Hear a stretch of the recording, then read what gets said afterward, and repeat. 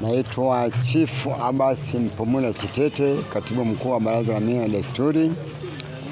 Namfahamu Mheshimiwa Jenista Mhagama kwanza akiwa mjumbe na Mheshimiwa mbunge wa viti maalum. Mimi nilikuwa kamati ya siasa na nikiwa mwenyekiti wa umoja wa vijana wa wilaya. Kwenye mila, sisi baraza tulikubaliana na mawazo yake kwenda kumsimika umalikia kule Mpitimbi. Kwa hiyo alikuwa karibu sana na Baraza la Mila na Desturi.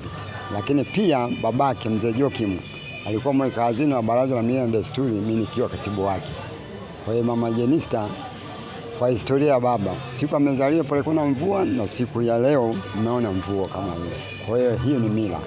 Kwa mila tumeomba dua kwamba tukio hili mpaka itakapoisha pasiwe na mvua.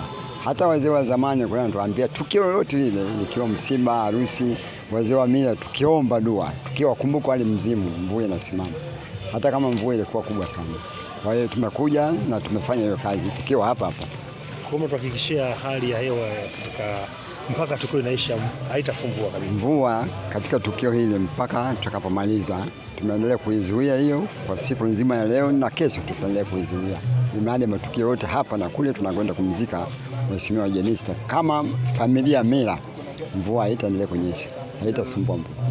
Licha ya kuishi naye kwa upendo, alikuwa mcheshi, alikuwa mpenda kazi na mshauri mzuri kama mwalimu, lakini pia tumechukulia kama kizazi alichotoka kwenye mila.